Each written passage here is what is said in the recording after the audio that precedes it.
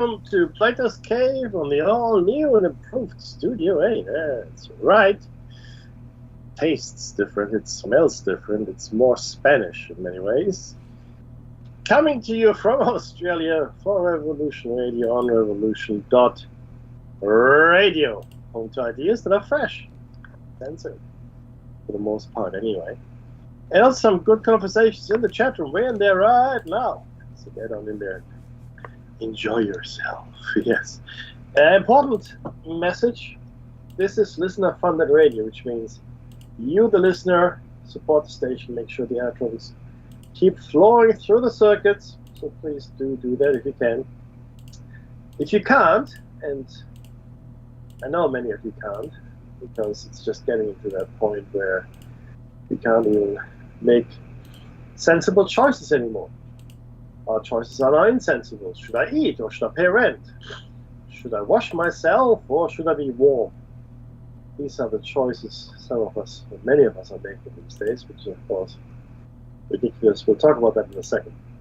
So, tell people on the station. If you can't donate, that's okay. Hey, absolutely, of course it is.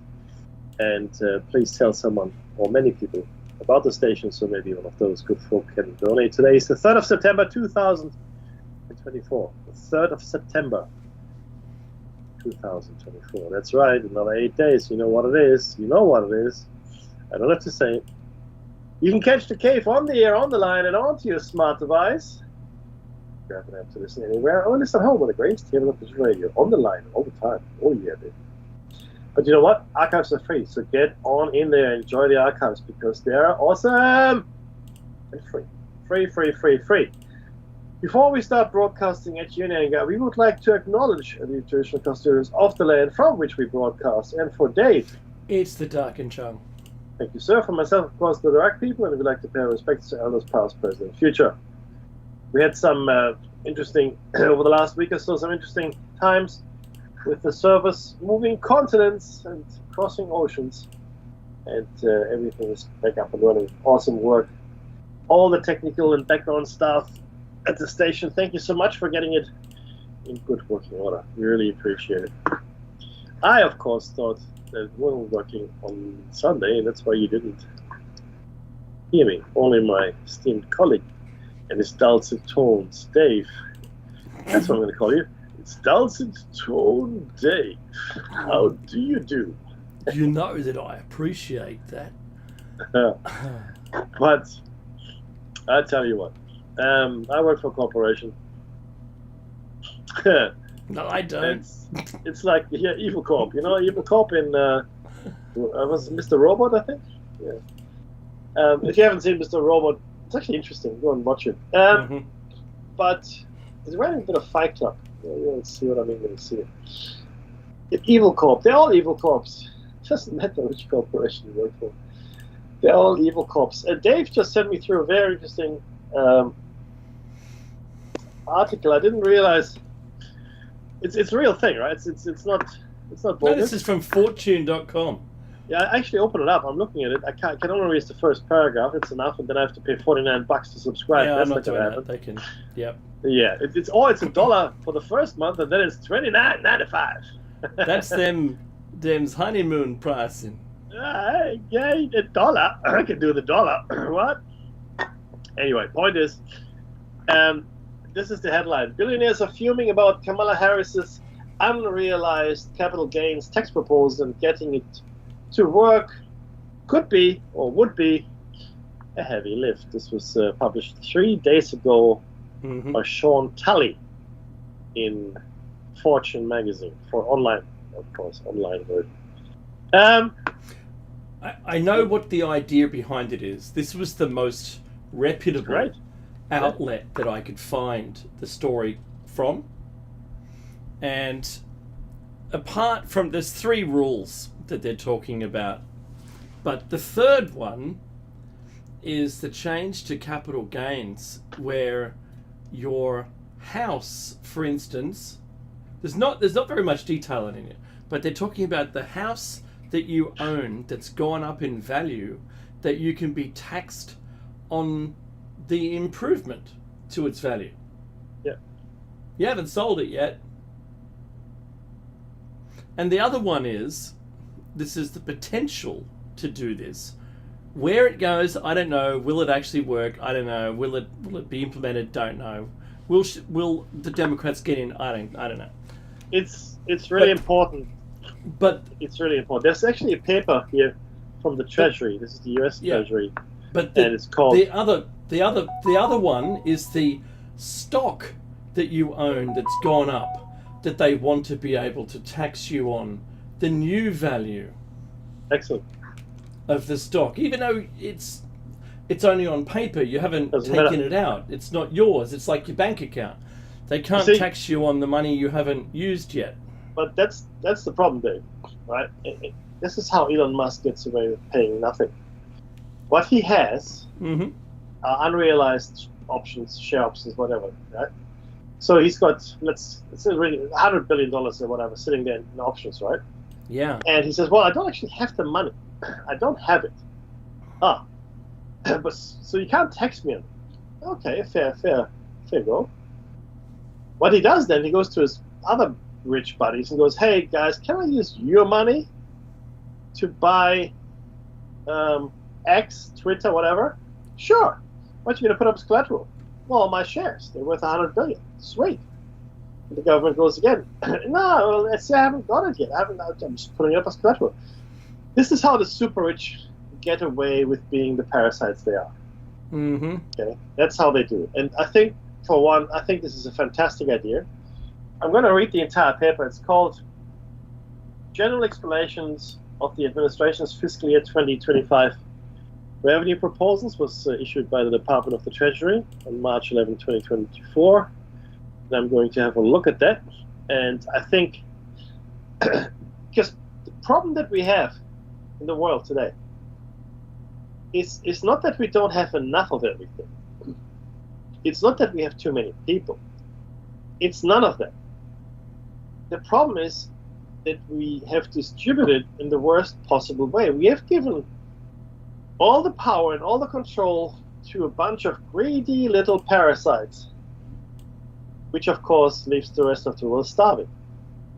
And they don't care. Those parasites don't care one iota. They care not how the rest of the world fares.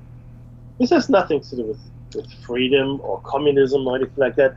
This has to do with tyranny, fascism, and the oppression of the human spirit. This is what this is.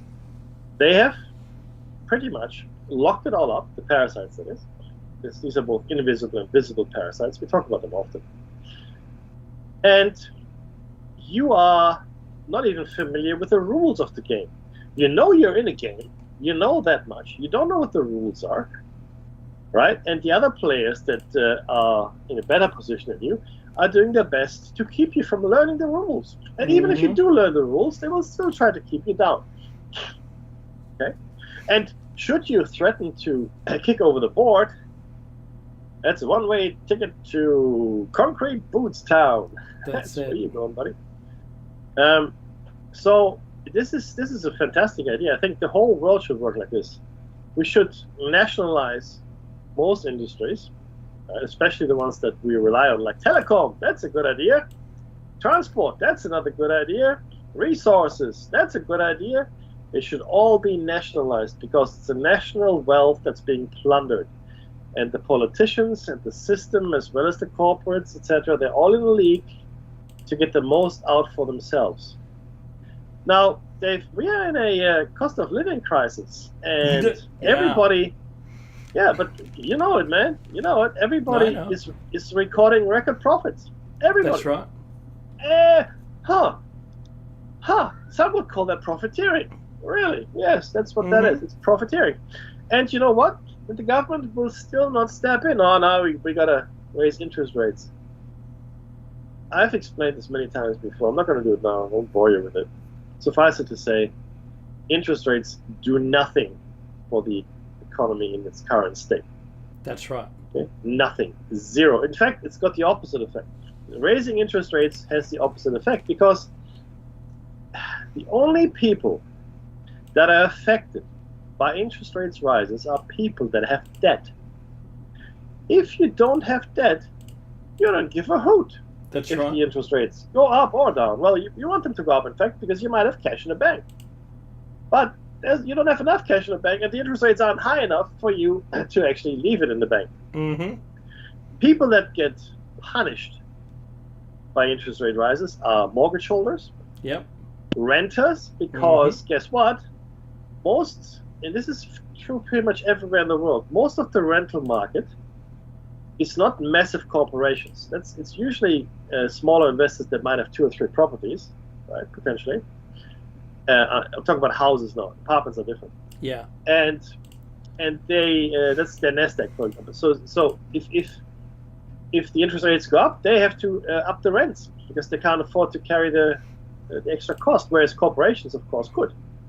Like flats and such. Even though they put up the rents as well, they could carry the extra burden, but they don't. You go, I'm not going to carry anything for you. So taxing the wealthy at a fair level and doing away with these, I guess, mythical excuses and illusions of wealth, which is unrealized wealth. Look, if it's a share that I haven't touched, I can't really I haven't got the money in the bank. You see, I haven't got the money in the bank, so you can't tax me on it. Well, you have all these assets. I'm going to tax you on your assets. How is that? Yes. Thank you. Hey, comment. How are you doing? Because that is the fair way. I pay a lot of tax. Dave. I used to pay a lot of tax. Well, you I have high hopes that soon something will come your way. Something hopefully will land on me. Yeah, that's right. 100%. But we pay a lot of tax. And you know what? I pay my taxes. I have a fair idea of where they go. I'm not happy with all the spending, and there's a lot of stupid stuff that happens, but okay, I pay my taxes. Because I understand there's a social contract we all have with each other. If we live in a society, such as ours, started with the cities, of course, but if we live in a society, we all have social contracts. These are very simple social contracts, right? And if they are executed without favor or corruption, then great. We can live in a very good society. Unfortunately, that's not often the case. But the social contract is very simple. I do my thing, I don't bother anyone, and I'll help out where I can. That's pretty much it. That's the social contract, right? The 10 Commandments, they're social contracts too. And the super rich excuse themselves from the social contract. So I don't care. I'm not going to pay my fair share. I don't.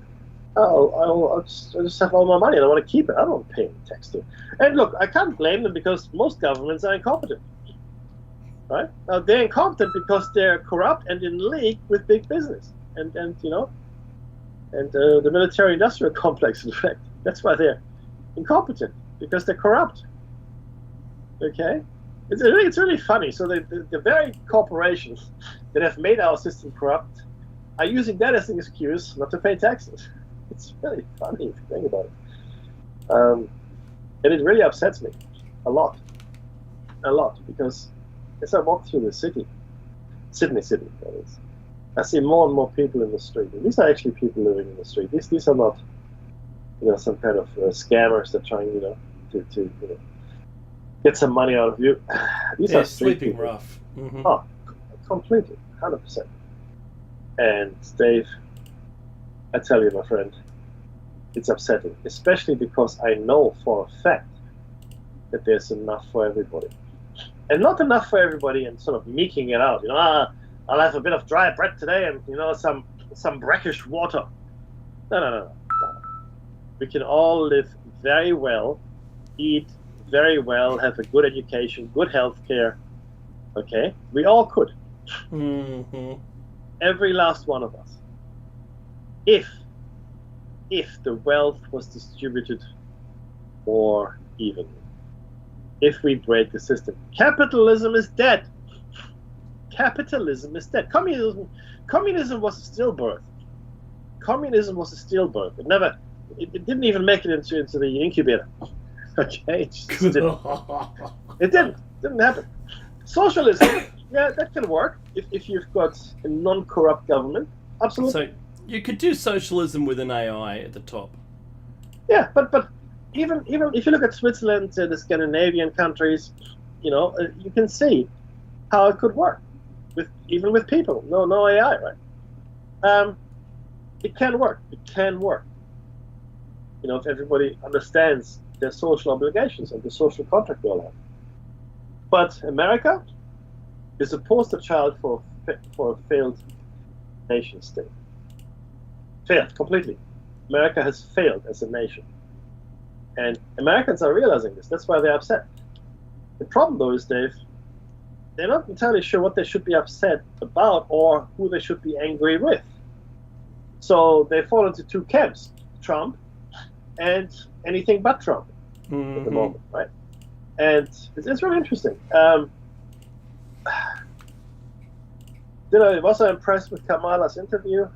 I wouldn't say it. I don't think impressed is the right word. But whatever.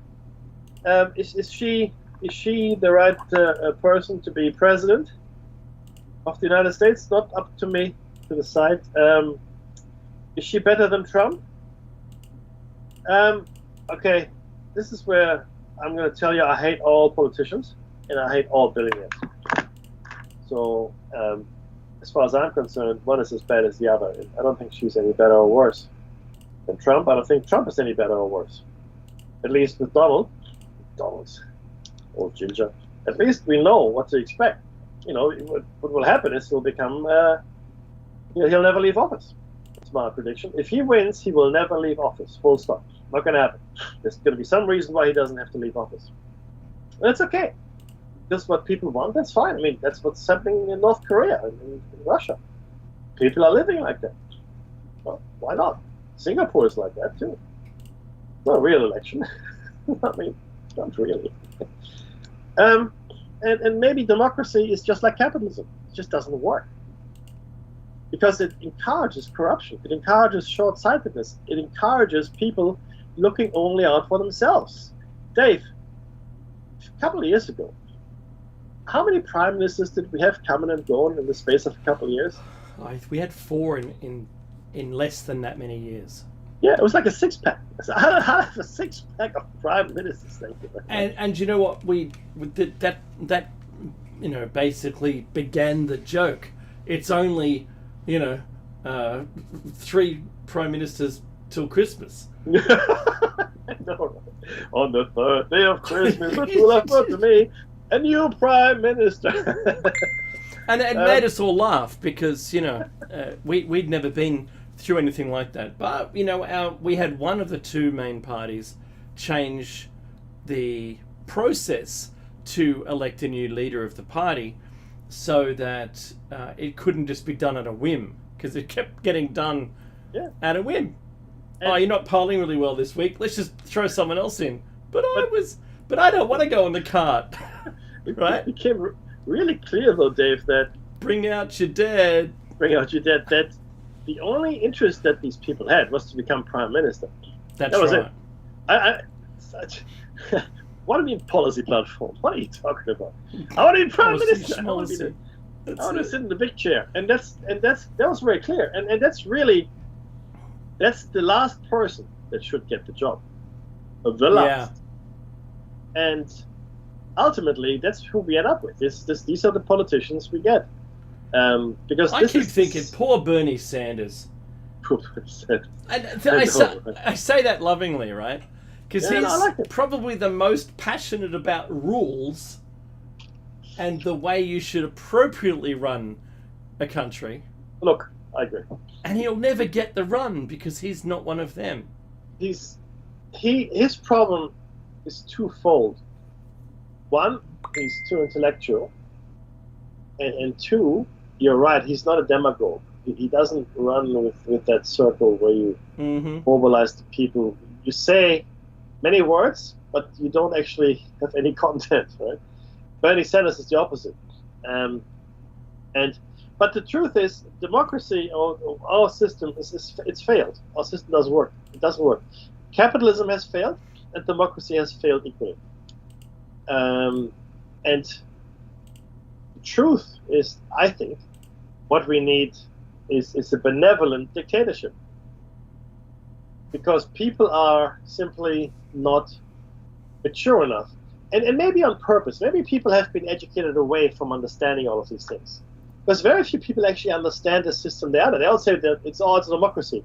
No, it's not. There's only one country maybe that is an actual democracy. Mm-hmm. One. Switzerland. Everything is going to plebiscite over there. Hey, good morning, Mitchell Bob. And once we could do it. We could do that if we've got the tech. Yeah. Yeah. If we had a digital ID per person, then we could do weekly plebiscites. Yeah. And 100%. laws and approve new laws. Right? Oh, do you really want this? Because it's the people that decide. It could be blockchain, and it could be, and it doesn't have to cost $100 million either. No. We've already got all the tech. Yeah, you're on Facebook for crying out loud. Well, the Australian government is trying to put the that digital identity thing through. Yeah, exactly. And once you've signed up to that, you could use that to vote and for all the plebiscites, all the decisions. 100%. You don't need a 100%. Senate anymore. Yes, correct. The will of the people. If it would be truly really representative. Of course, if it doesn't get hacked. But it'll get hacked in the first 5 minutes if it's implementation. Well, possibly. But the thing is that they don't want, it's just the corrupt politicians, the parasites, they don't want people to make decisions. They only want people to make decisions when making a decision it will be unpopular. Same-sex marriage. When it's termed politically courageous. Yeah. Oh, do you remember that from US Prime Minister? He's not going to be around, Bob. That's right. But they don't want that. They want us to rely on them to make the decisions, because that's all it is. You understand? You all know what government actually is. Mm-hmm. It's a whole bunch of people sitting around debating how they should change our laws. That's right. That's it. And then there's a few people that have few ideas as to what we should with the economy, how we should relate to foreign nations, etc., etc., etc. But it all has to be written in law. So a whole bunch of laws need. So this is what happens. And usually it's a lower house, an upper house, Congress, Senate, whatever you want to call it, right? House of Lords, House of Commons, right? It's Bundestag, Bundesrat. There's always two bodies usually. One body that formulates the laws and passes them, then another body that looks them over and then passes them or whatever. Like a double indemnity kind of insurance. But ultimately, government is just about a whole bunch of people wanting to make rules for other people. Mm-hmm. That's it. Because the country is not run by the government. The country is run by the bureaucracy.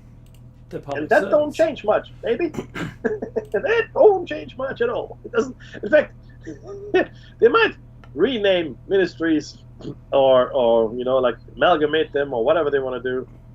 But ultimately, it's the same people running the bureaucracy, pretty much. That's right. There's not much change there. Not really. You just get a new spokesperson that goes on the television, and then the rest of it's all the same. That's right. Watch Yes Minister or Yes Prime Minister. You do need English. To watch that. That's Westminster all over it. Yeah, the 70s version, please. Not the latest abomination they brought up. Oh, don't even. La. Don't exactly. Can't hear you. No, I'm here. I understand.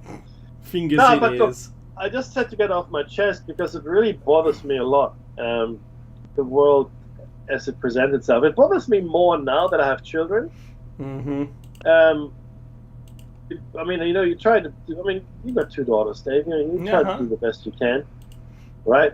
But then you see all the fruit of your labors just evaporate. And it's uncertain what your child will do one day. It's uncertain what the world is going to look like because it's run by Muppets. They're complete Muppets. Yeah, but they're powerful and rich Muppets. Mm-hmm. With offshore accounts, no less. Because you make a loophole so that you can take advantage of it. And that's really this is it. There is a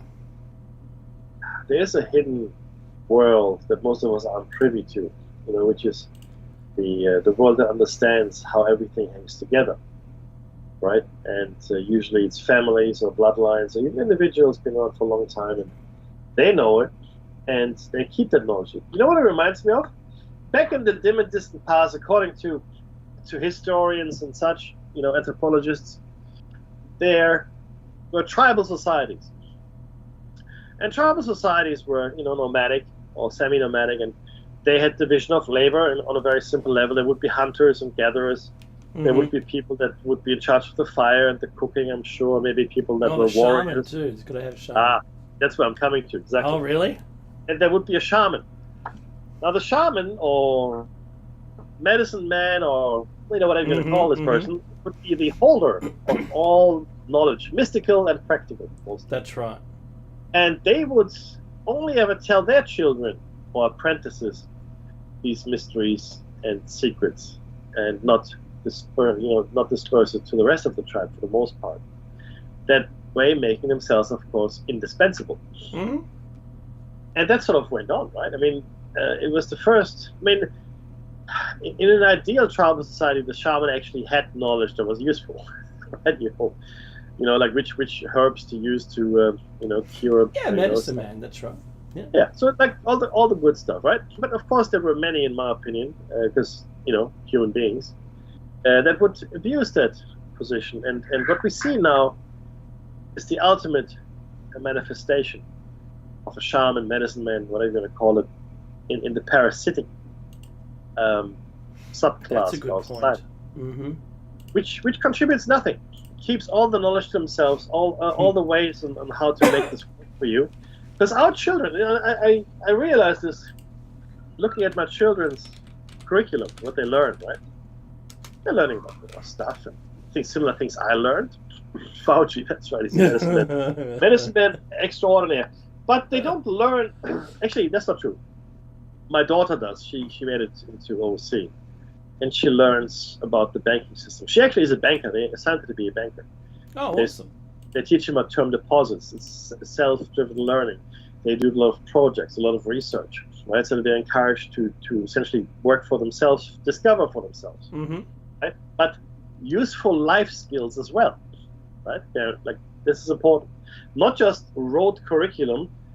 And these are children that are, above average in many ways. That's why they're given the opportunity to go to these OC classes, opportunity classes they're called, these OCs. And but for the most part, before my daughter went in there, and my other daughter that's in school still hasn't set the test yet, it's completely useless what they learn. The new math, or sounding out words, or this and that. I mean, sure, you have to read and write, and you have to be able to do math, absolutely. But how about some other life skills? And most schools just don't teach you. And that's across the world. Not all schools, but a lot of schools just teach you enough to go out in society and be a useful cog. Thank you very much. Sit over there, that's your desk or whatever, and just don't get up until I tell you to.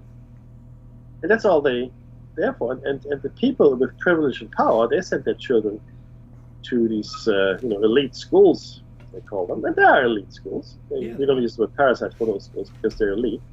And funnily enough, they meet other people like themselves, which also have the knowledge. Hey, you're like me. Yes, we're the same. We are the same. Oh, hey, let's have a club together. That's a great idea. Let's have a club. Let's make it an exclusive no homers club. Yes. Let's do that. No, but you know what I mean, right, Dave? I mean, it's just nuts. Yeah, well, if you've got only enough money to survive, then you can't have an offshore account. Yes. If you've only got just enough money to send your children to a private school, then I still question how successful that's going to be. It'll be more successful than not doing it. Yeah, you're right. But I know people that struggled to send their children to a private school, but only for those kids. One of them just, simply became a police officer and didn't make the upper echelons of society. The other one was quite successful and good on her. So you're right. Education is designed just to make a compliant office worker. And we found that out here in Australia through an admission that the government had been working with small business, small and medium large businesses, to alter the education system to produce such a person. No argument. That's what they told us that they were doing. Oh, we're making changes to the education system so that we can make... They didn't use the word compliant. They said a more productive office worker. But you know what that means from a big business perspective. Just someone that can do the work. That's all we need. Yeah.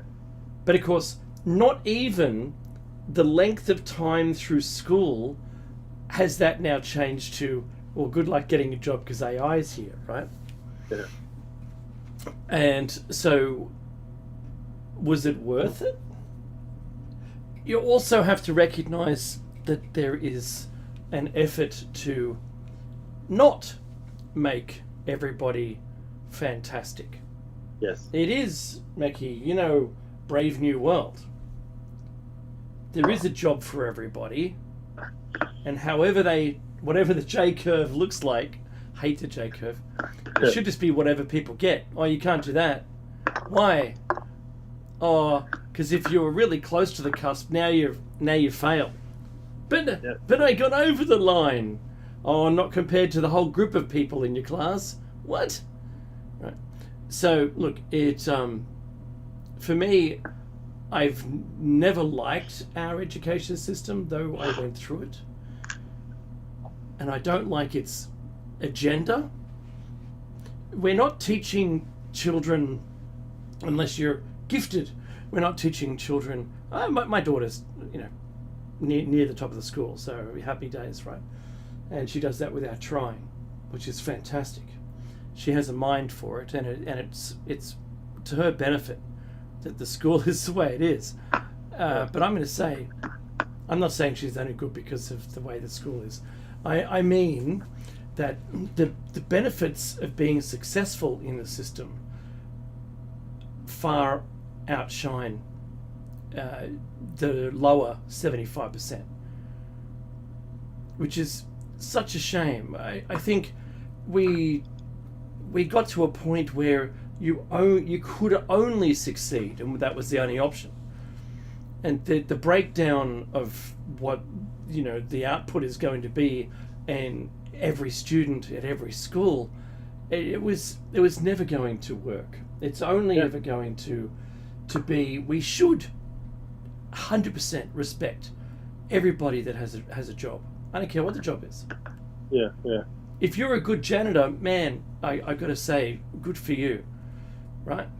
If you're a good electrician or a plumber or a carpenter, like builder, whatever it happens to be, there should be, this not always is, but there is the potential for respect in society because you're doing a great job. And I don't care what you're good at, there should be someone willing to pay you to do it, and that's the end of that. And everyone should be treated equally, right? And it does my head in that there's the way that the elitism paradigm just absolutely vomits on everybody below them. They're only there to do something for them, and that's the end of that. And that's not right. Yeah, we have to live on this stupid rock. Why can't we just, despite all their differences, can't we just get along? Can't we? I can't say, Meki, I can't be, what's the term, bigger than Jesus, or, you can't be. Let's just have world peace, because they always get killed. Whoever said that in the past always gets killed. Always. And my favourite one wasn't Jesus, it was Anwar Sadat. We can have peace in the Middle East, we just can't. He was shot by his own people. Yes. Because you can't do that. Sadat and Pekin, obviously Egypt had the strongest military back before then, Yeah. and they were fighting with the Arabs to beat Israel, and essentially they were both killed by their own people, Menachem Begin as well as Anwar al-Sadat, because that's what happens. We don't need peacemonger. Peacemonger. I spit on you. It's. I mean, I love Raytheon and Halliburton. I love all those, BAE systems. Oh, I love you guys. I love 3M forever chemicals. Hooray! How can that be bad, right? Right. That's right. Someone approved it. It's got to be good. It's got to be good. It's got to be the best. Oh, brother. Well, it's here now. What are you going to do? So. What you trying to do? That's right. No, it's a really serious situation we find ourselves in, and a lot of us turn and we don't know, well, what to believe or what to do, which is understandable. Suffice it to say, none of the parasitic billionaire class is thinking about you. None of them. See, this is what I find so upsetting. The Gates Foundation and the birth control, population reduction efforts they're undertaking. I stand by what I said. There is enough for everybody. We don't need enforced birth control. We don't need to reduce our population. We don't. We just have to redistribute the wealth. That's what we have to do. But of course, see, this is where it gets very insidious. The people that have the most also own the most, and that includes the media, etc., etc. So what they say is, when I say things like redistribute the wealth, I'm a communist. That's evil. Being a socialist or communist is evil, because fundamentally what it means is it will take money away from the parasitic billionaires and such. Right? That's what it means. But they don't like it, so they brand people like me or whoever, and whoever says these things. They brand us communists. I'm not a communist. Like I said before, communism was stillborn. it never really got off the ground. It's a nice idea, which of course so is Star Trek. Star Trek's a communist society, if you want to that's true. Really look at it that way. It's run like the military. Yeah, absolutely, and it works. Or at least the fictional form of it does. But which is totally accurate. Yeah, but it doesn't mean that Dave or I or people like us are communists, because guess what? We're not. But what we are is human beings that understand that the distribution of wealth as it is today only has one way, which is a death spiral. It's going into, well, we are in it actually. We are in the death spiral, and we have to darn this to get out of it. But those parasites have no interest in it, so they will continue to hold on. And I know we keep going on about it, but even our language is corrupted to the point where we can no longer talk. Negative growth is my favorite thing to hate. It doesn't exist. Figuratively and literally, Mackie.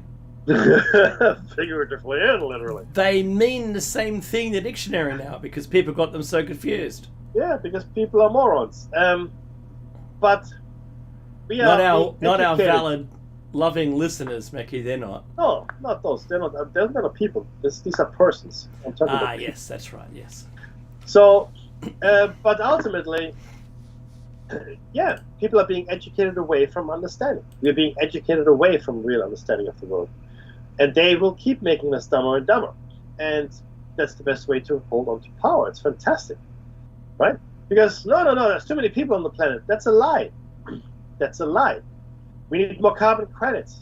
That's a lie and a fraud. And the cottage industry, which serves absolutely no purpose. Carbon trading serves no purpose. It's insane. Electric cars.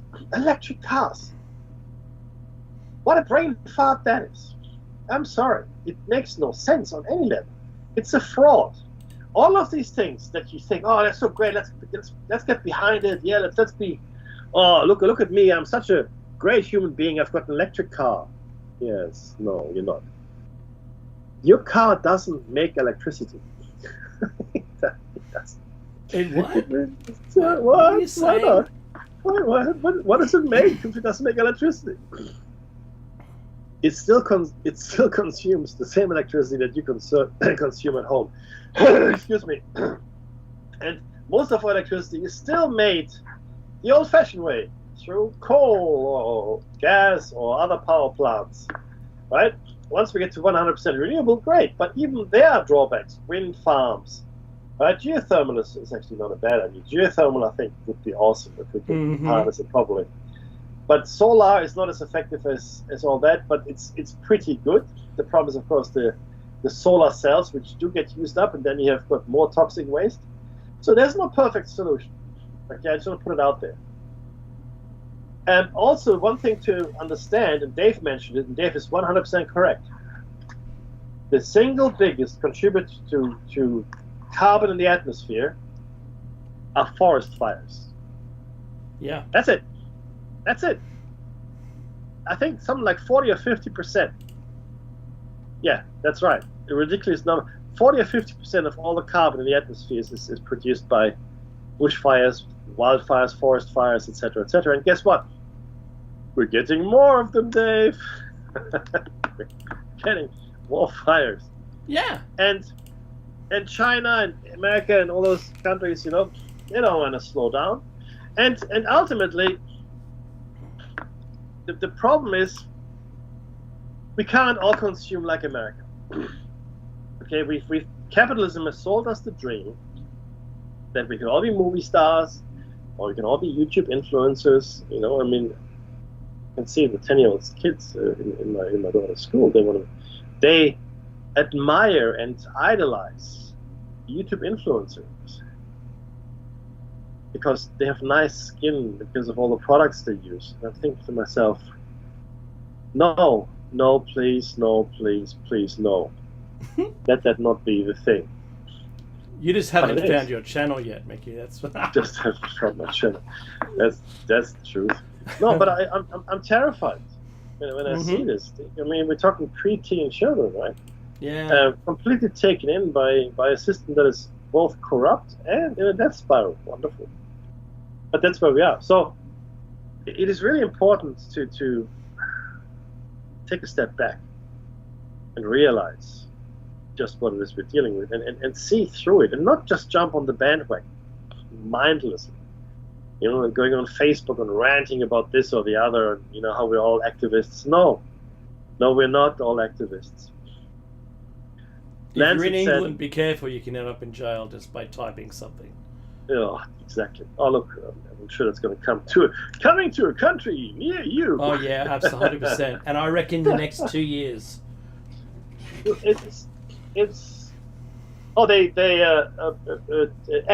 to call it. Twitter is no longer operating in Brazil. I know. Which had 20 million users, which is interesting. But the reason for that is because Elon Musk closed the offices and withdrew all legal representation. So in Brazil, by law, you can only trade in that country if you've got a legal representation or some kind of legal body that represents you in that country, in Brazil. But he took it out, so it's really on him. As soon as he withdrew his lawyers or whatever legal entity he had, he could no longer trade in Brazil. That wasn't against him. It's just a general law that Brazil has, right? And so that's on. So if you feel bad for him, don't, because he broke the law. He took his legal representation out. Brazil goes, well, you can't actually trade in our country without it, so no more acts for you. Can it happen elsewhere? Well, only if the laws are similar, which is to say, probably not. But I do like it. I do like that they are using their own version of it straight away. I like their shutting these platforms down. I like it. Why do I like it? I like it because it was a really great idea. And it quickly became really ugly and really destructive in many ways. Really destructive. I wish for a world for my children with no social media. That's what I wish for. No social media at all, none, zero. Because I look at my childhood, and I had a great childhood from that aspect of it, right? I could leave it all in the school. I could leave it all in the yard. I could leave it. I go home. I'm home. I'm safe. Thank you very much. This is good. Could have been a wonderful tool, but it's like that old song from Avenue Q. Internet is for porn. Right? What is it? Internet is for porn. All The these things that internet we is have. for porn. Yeah, that's right.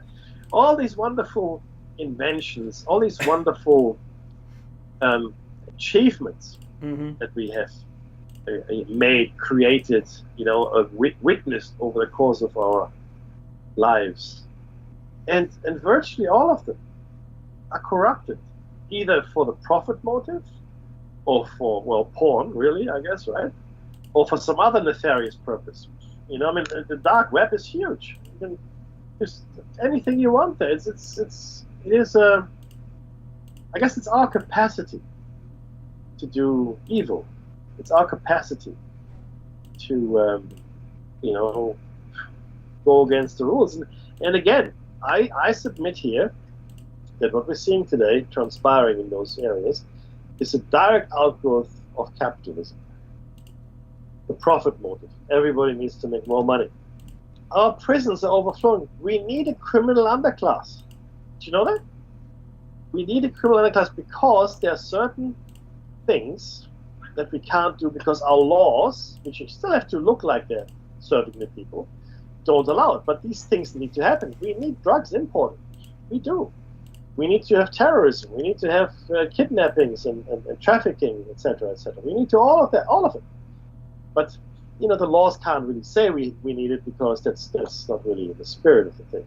So what happens is we have the underclass, the criminal underclass, do it all for us. Right? So why, Mackie? I've got to ask a follow-up question to your statement. So why is it we need it? Well, it's a huge untapped market, number one, and number two, one of the best means of control is through vice. Right? So people are weak. Not everybody, but in general, people like to gamble. People like to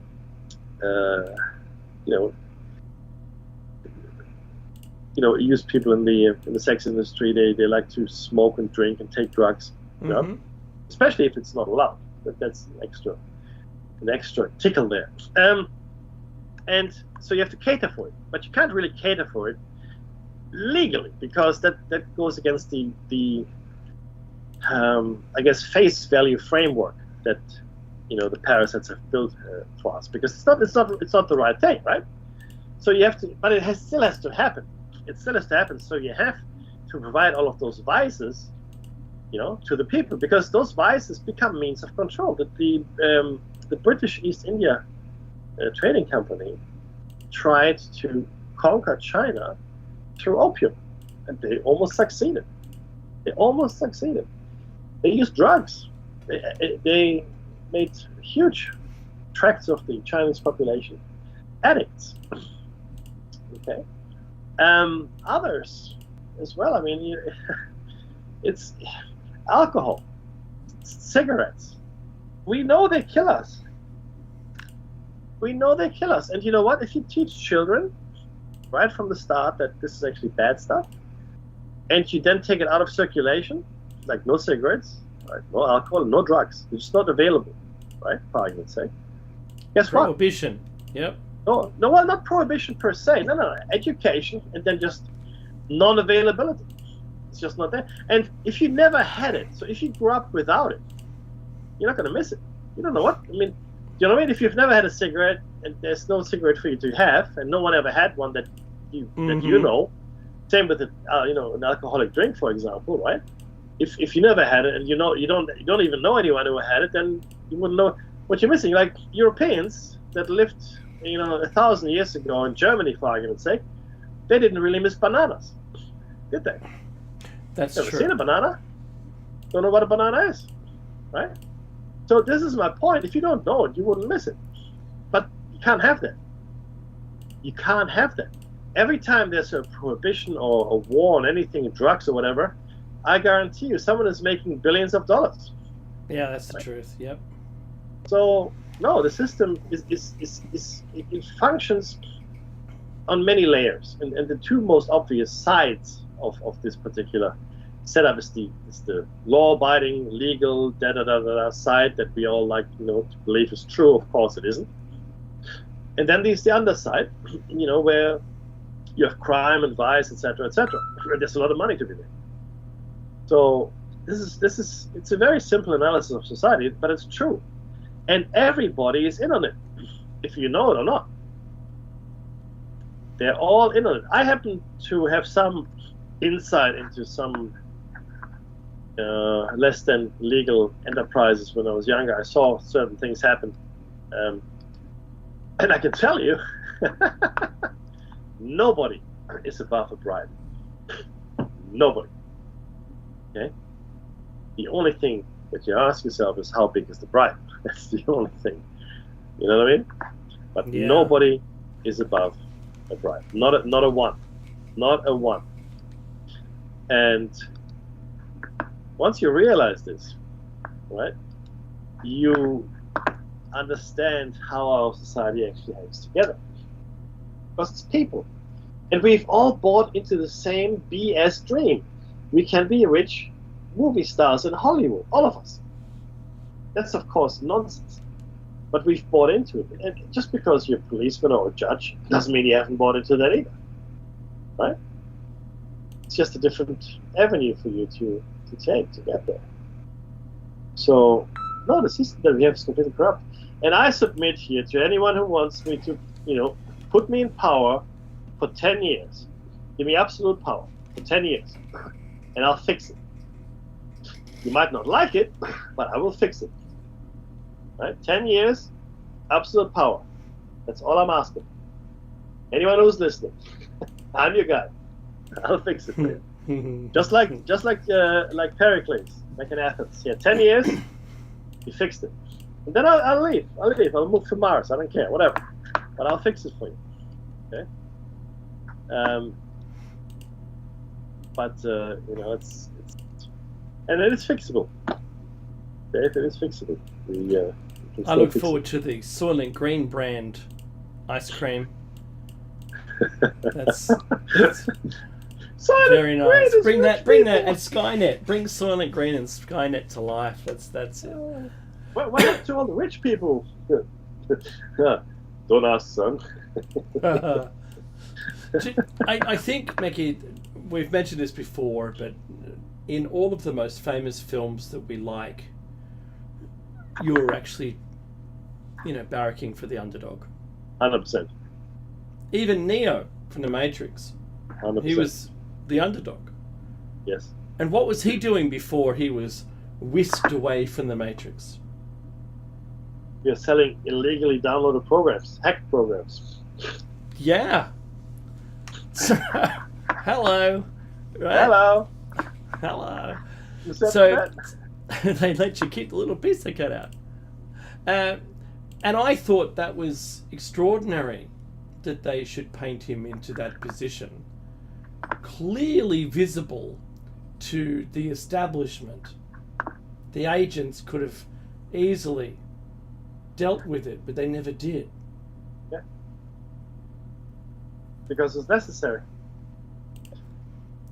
All those illegal activities that we see are completely necessary for our society to function.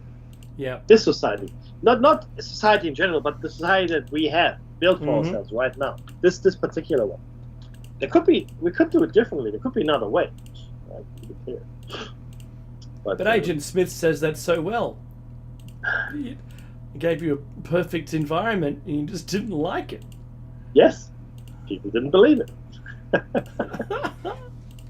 What? But yeah. That's right. So we've only got 1 minute left, Mickey. Oh, jeez.